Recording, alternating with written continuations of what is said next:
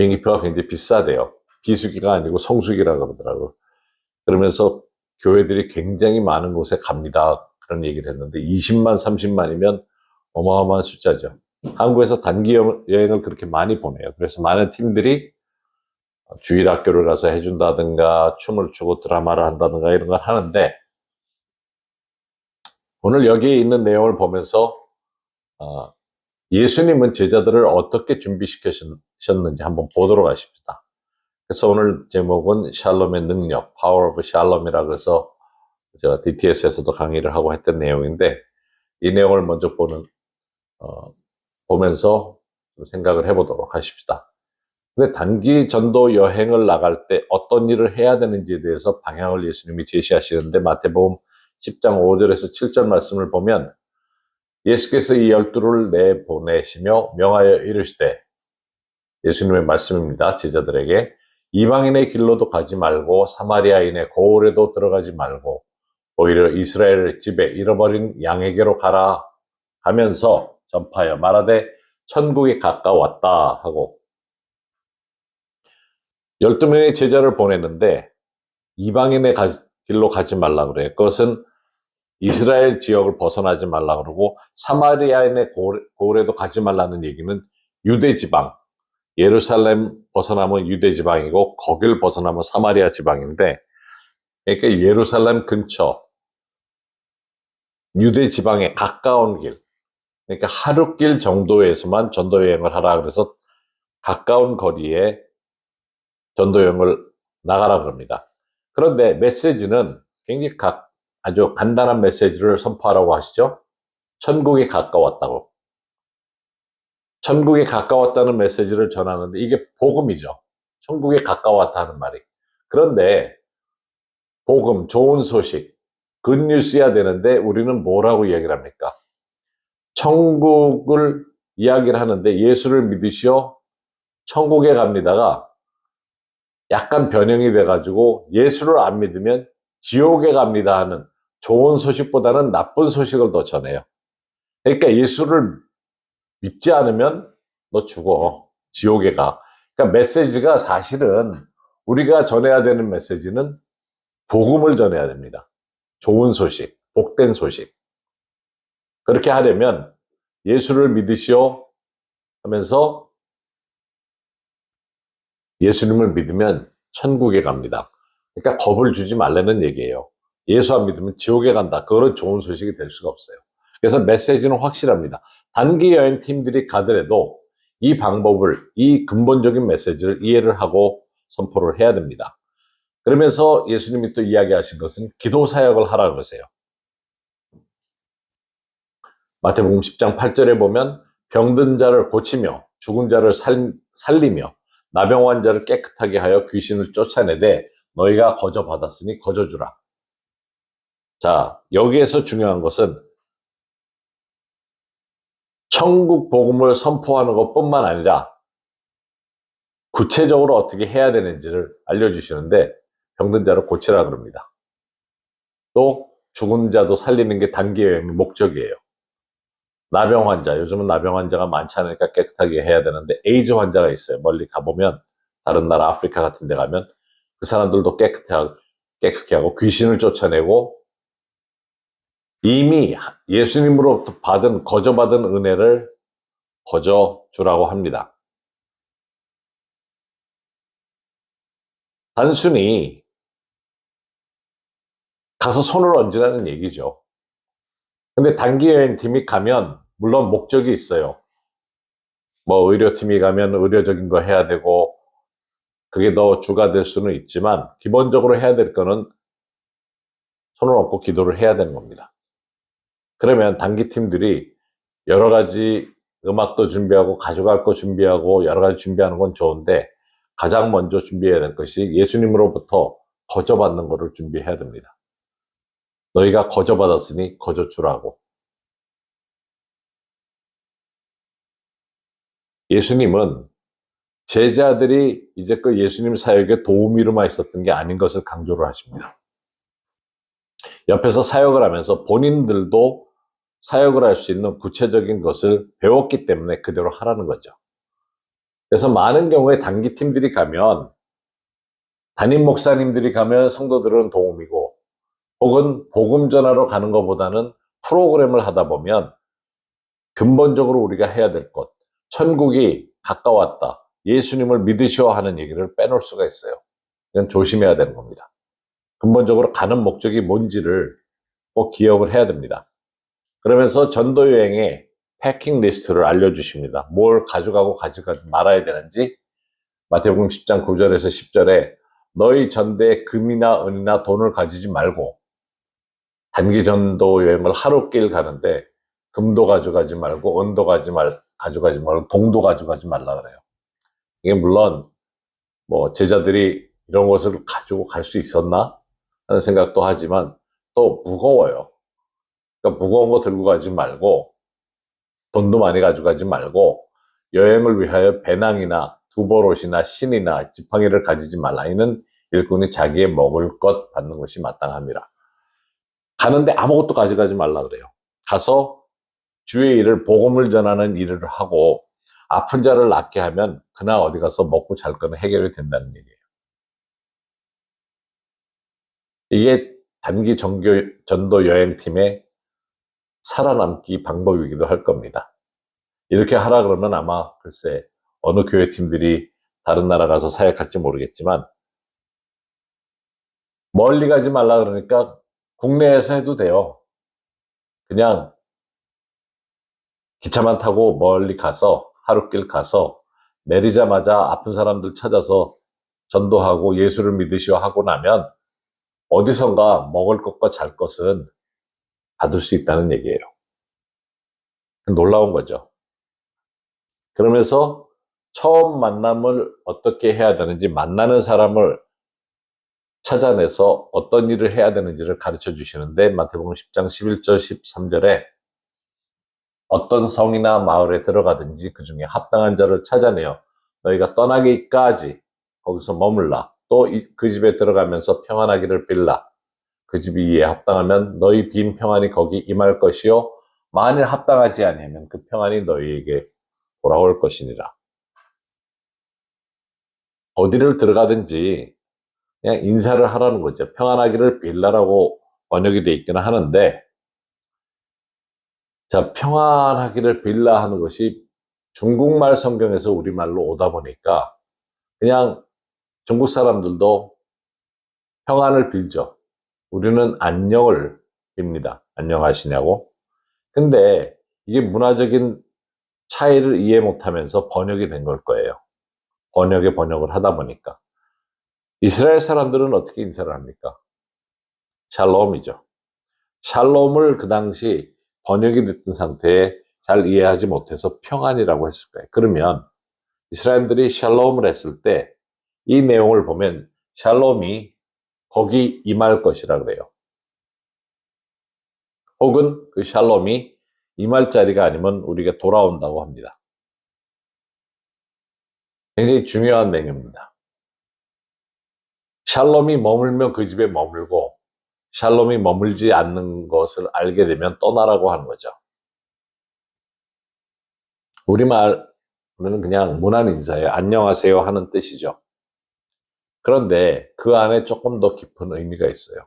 여기에 샬롬, 평안의 의미가 있습니다. 우리가 빌어주는 안녕하십니까 할 때에 어떠한 영적인 의미가 있다는 것을 생각해 보십시다. 그래서 무난 인사는 영적이라는 겁니다.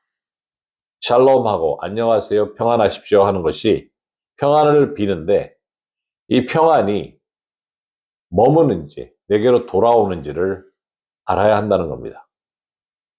그것이 거기에 머물러 있어야 돼요.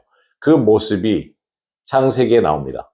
창세기 8장 8절 9절에 노아 때에 노아가 또 비둘기를 내놓아 지면에서 물이 줄어들었는지를 알고자 하매 온 지면에 물이 있으므로 비둘기가 발 붙일 곳을 찾지 못하고 방주로 돌아와 그에게로 오는지라. 그가 손을 내밀어 방주한 자기에게로 받아들이고. 자, 비둘기는 평화의 상징이기도 하죠. 비둘기를 내어 보냈는데 머물 곳이 없으면 돌아온 겁니다. 어디 앉을 데가 없어요. 물이 많아서. 우리도 평안을 빌 때 마치 비둘기가 떠나서 무리를 다니다가 만약에 그 평안이 머무는 곳이 없으면 돌아온다는 것을 기억해야 됩니다.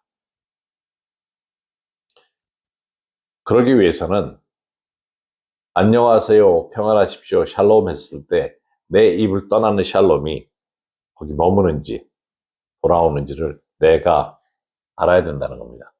내 입을 떠난 그 평안은 영적인 거죠. 이건 단순히 그냥 인사가 아닌 거예요. 그것을 깨닫고 느낄 수 있는 우리 자신이 영적인 사람이 되어야 된다는 거죠. 그래서 내 입을 떠난 샬롬이 얼마나 중요한지를 기억을 해야 됩니다. 그래서 우리가 늘 삶에서 이 샬롬에 대한 것을 이해를 한다면 내 자신이 샬롬을 내어보내는 사람이라는 걸 깨닫는다면 내 안에 부정적인 것, 이런 것들을 자꾸 제해버려야 합니다. 평안을 빌어 주었을 때 그것이 머문다면 사실 저주했을 때도 그것이 머문다는 것을 알아야죠. 이런 것들을 깨달아서 사실 남을 축복하는 것을 연습을 할 필요가 있어요.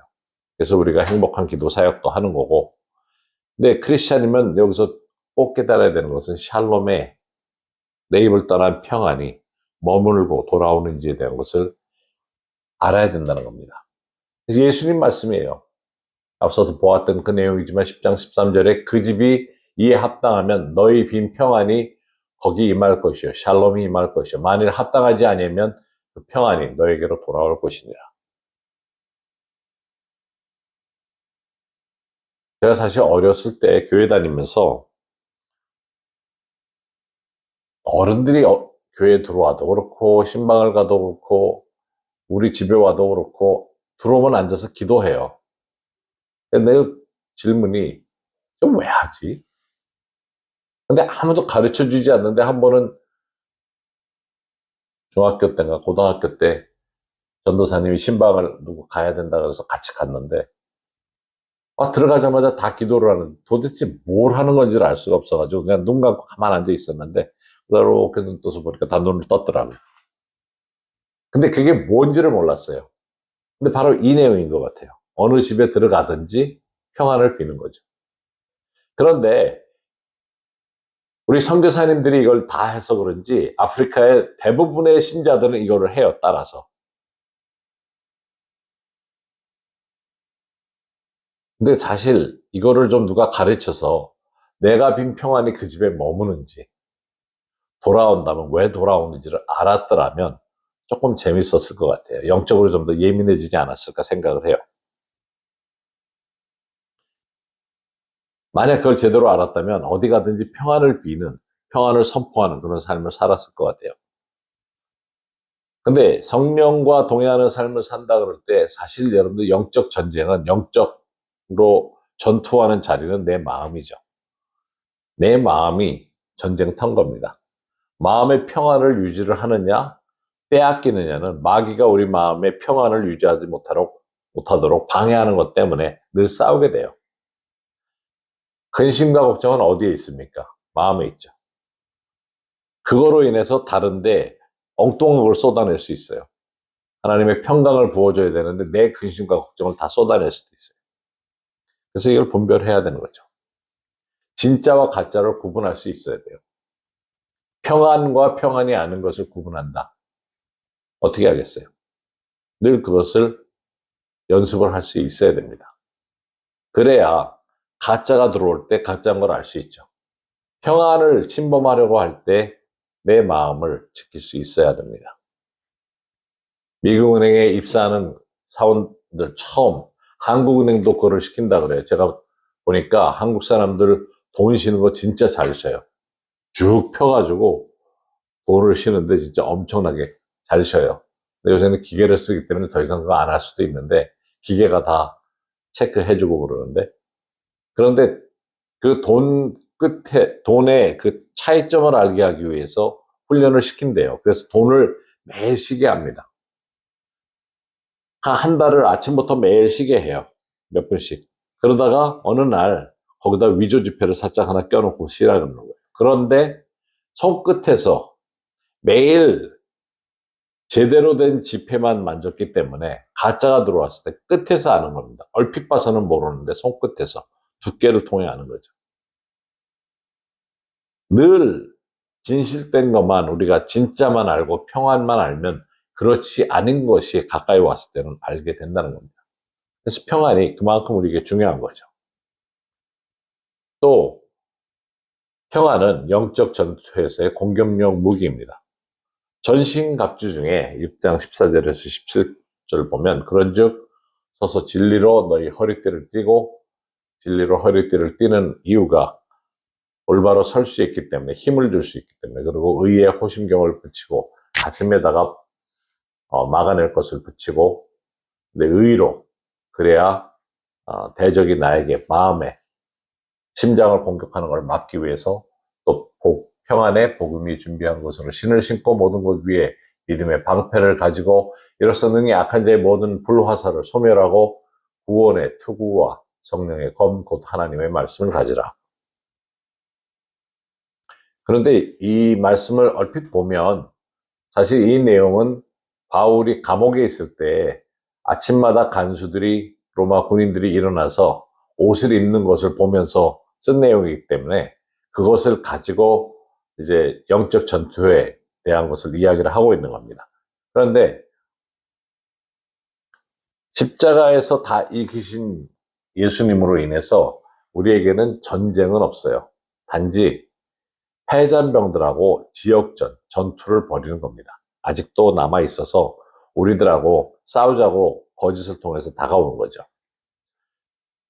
근데 여기서 다 서서 진리를 가지고 호심경을 가지고 올바로 서서 이제 싸우게 되는데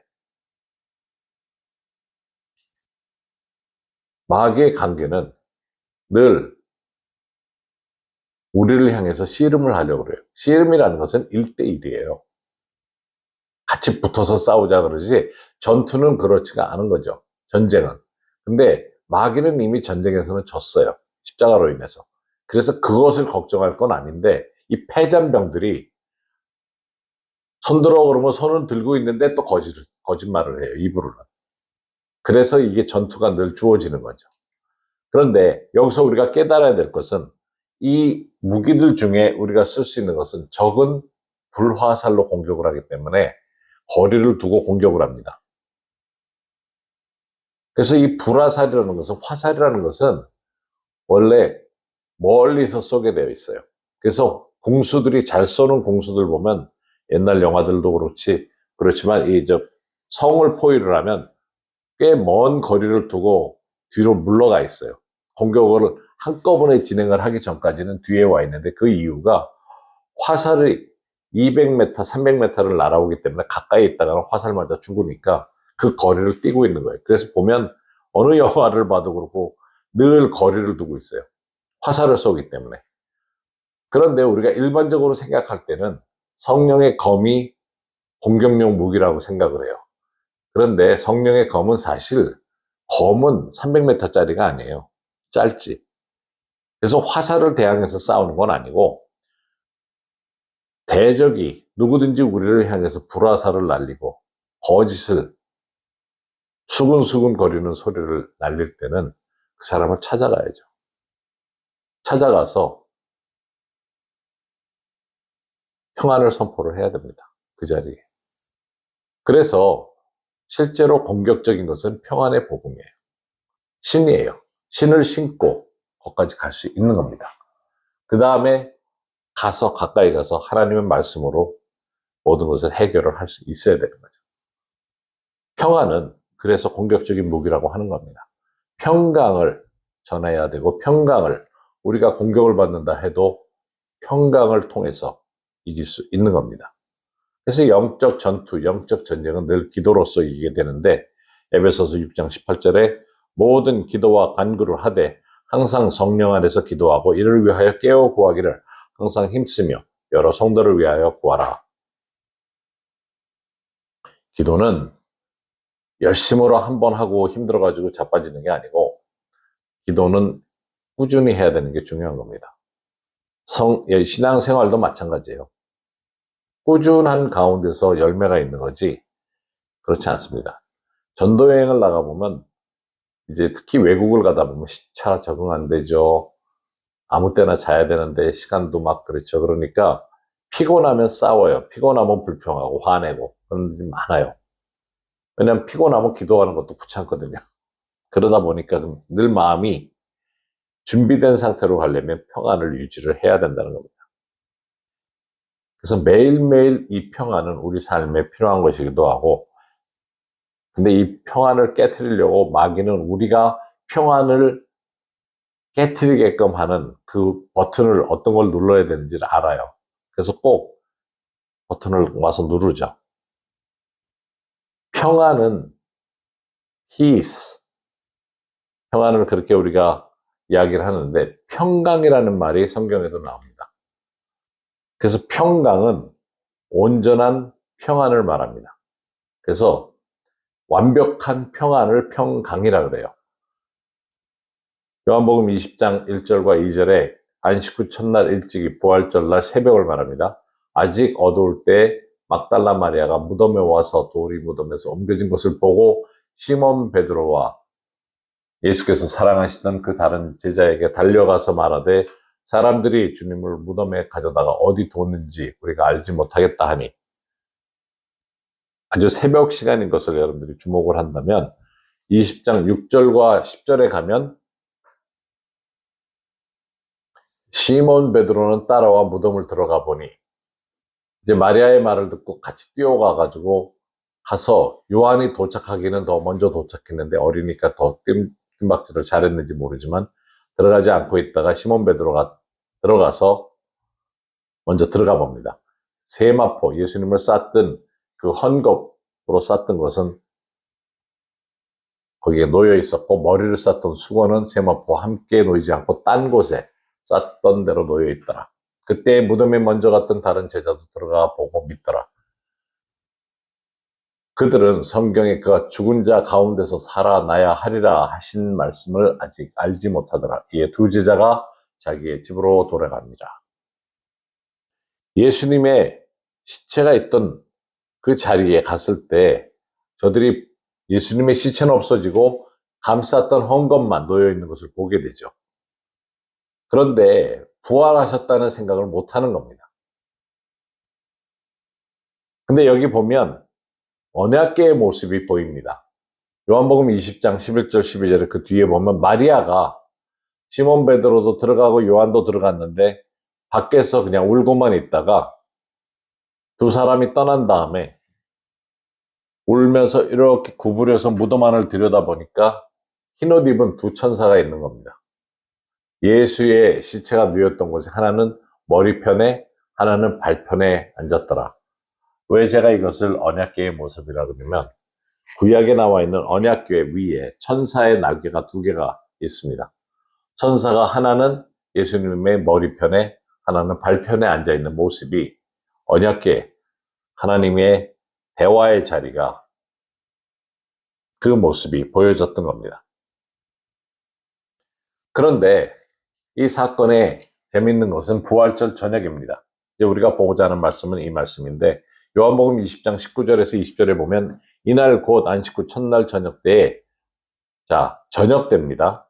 유대인의 날은 해가 지면서부터 새날이 시작해서 그 다음날 해가 질 때까지예요. 그래서 안식일에 예수님이 돌아가신 후에 안식일 새벽은 저녁에 해가 져서부터 그 다음날 아침.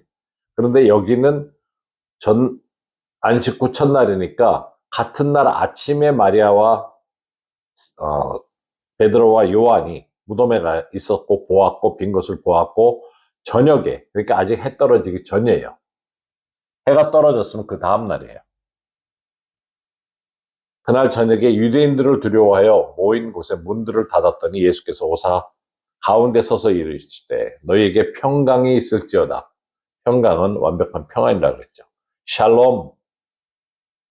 이 말씀을 하시고 손과 옆구리를 보이시니 제자들이 주를 보고 기뻐하더라. 예수님이 나타나서 샬롬 하니 얼마나 무섭겠어요. 그러니까 반응을 못하니까 손과 옆구리를 보여주시는 거예요. 뭐냐면 창에 찔린 옆구리도 알고 있었고 못자국도 알고 있었기 때문에. 새벽에 부활하셨는데 만난 시간은 저녁 시간이었던 겁니다.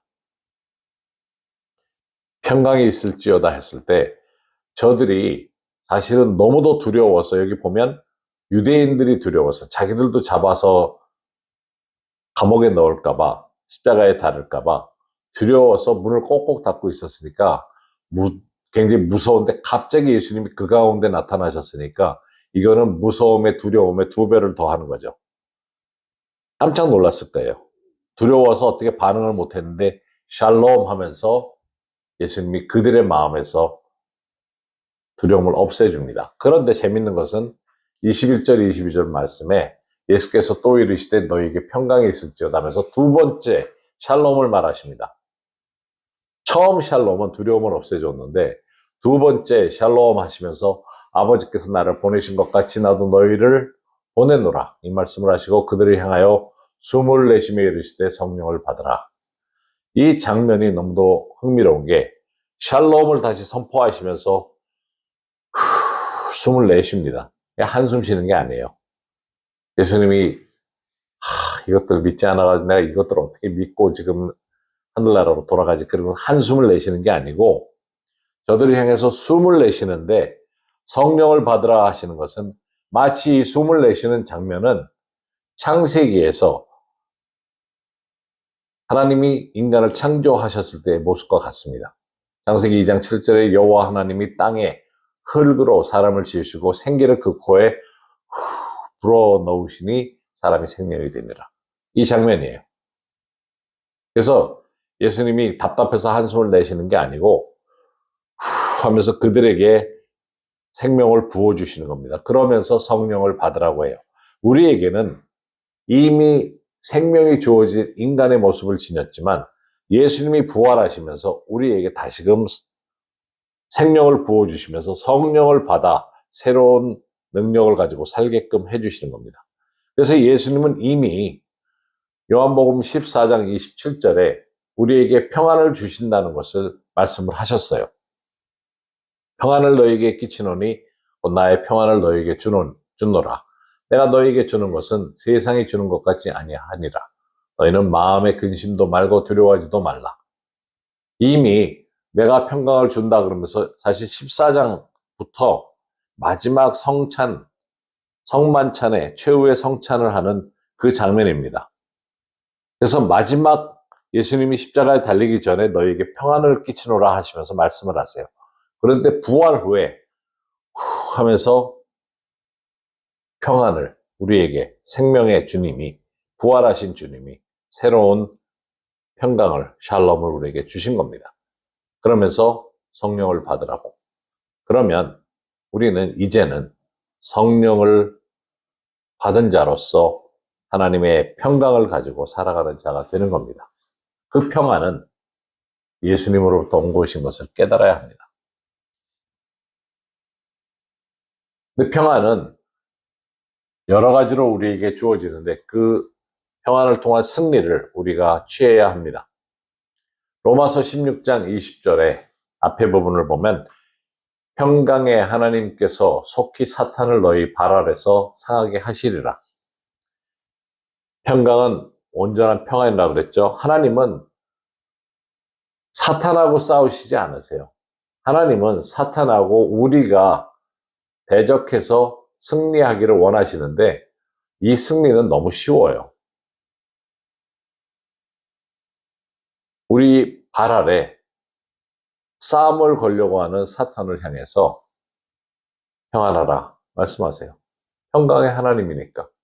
사탄이 뭐 아우성 치고 발버둥 치고 그러는데 샬롬 하니까 그냥 우리 발 아래, 발을 짚으려고 그러는 그 신발 바로 아래 사탄이 그 아래 기어 들어가는 겁니다. 그럼 밟고 나가면 돼요.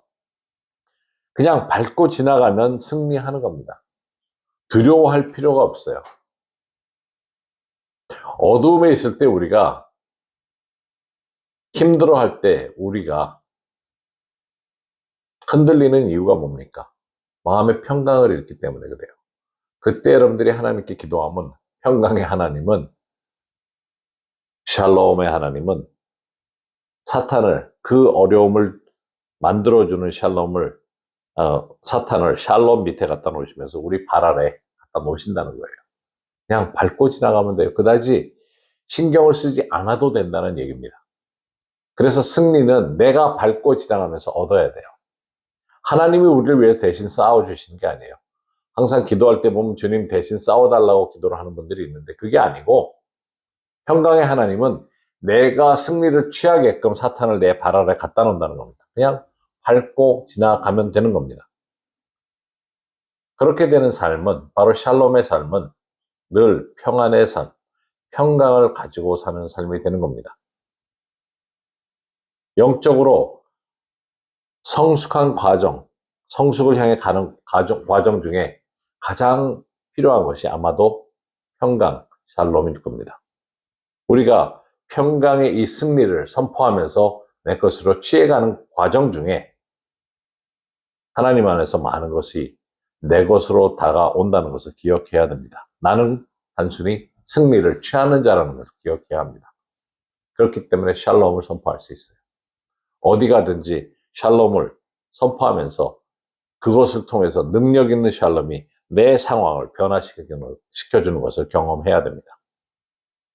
그래서 승리의, 평강의 삶을 살아가게 되기를 원합니다. 여러분 늘 평안을 유지하면서 샬롬을 가지고 사시기 바랍니다. 함께 기도하며 나가도록 하십시다. 여러분들 생각해 보십시오. 어떠한 삶이 우리에게 주어져야 하는지를 보십시다. 그러면서 하나님께서 내게 어떠한 평안을 주셔야 되는지, 어느 상황에서 평안을 주셔야 되는지, 평강의 하나님이 내 발 아래 주신 승리가 무엇인지를 기억하며 나가도록 하십시다.